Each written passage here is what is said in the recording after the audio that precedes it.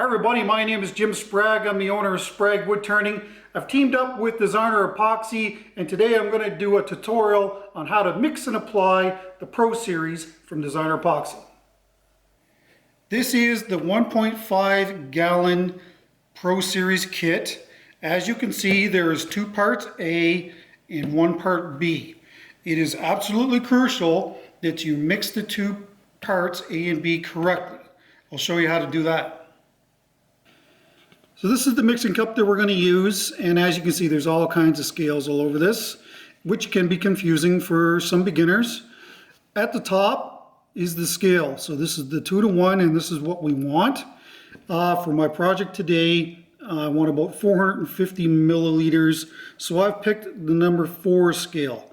Now what I'm going to do is pour part A in until it hits the first 4 on the 2 side, remember 2-to-1. And then I will top it up to the second 4 with part B, and that will give us the proper ratio prior to mixing and adding the pigments. So in goes part A first. And remember, my goal here is to hit the 4 mark, the first 4.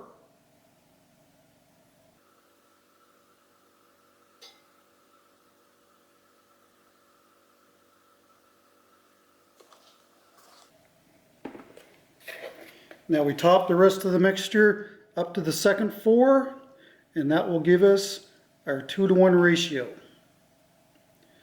This is with part B. I want to add a pigment to this, and I'm going to be using white ice, and again you can get all these pigments from Designer Epoxy.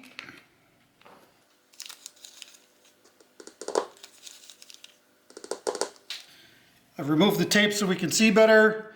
Now I'll mix for 2 to 2.5 minutes in the same direction, trying not to get any air bubbles in the mixture. What's great about this system is that it's a bubble-free system versus the 1-to-1 systems, which are more dense, thus allowing more bubbles to form in the resin. I should also mention that this epoxy is not recommended for pours over a 1/2 inch in thickness, but you can definitely layer it in after each cure.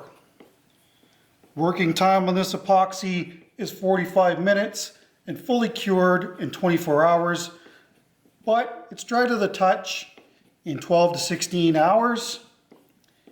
And you should not leave the mixture in the cup longer than 10 minutes to avoid premature curing.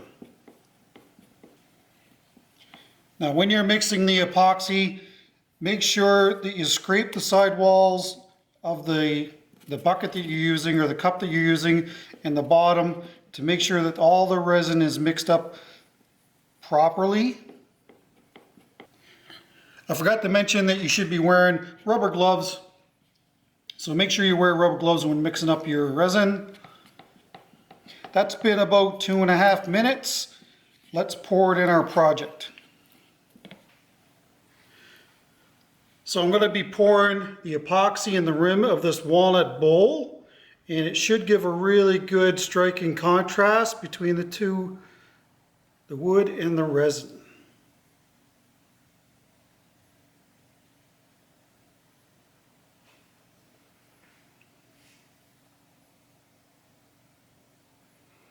If you're doing a project like this, make sure that it's level.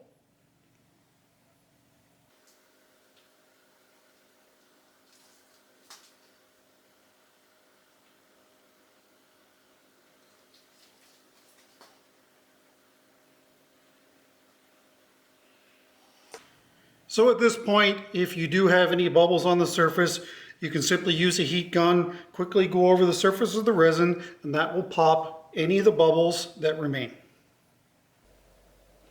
The Pro Series can be used in arts and crafts.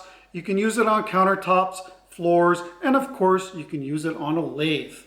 What I really like about Designer Epoxy is that it's easy to work with, crystal clear, self-leveling, food safe when fully cured, and it has a high strength rating so you can use it for items such as bookmarks. The best thing though is that they have an amazing price point and they're a Canadian company as well. I hope you found this video informative. If you're curious and you want to see what other items look like that are made with designer epoxy, head to my YouTube channel, Sprague Woodturning, at the link provided below this video. Thanks.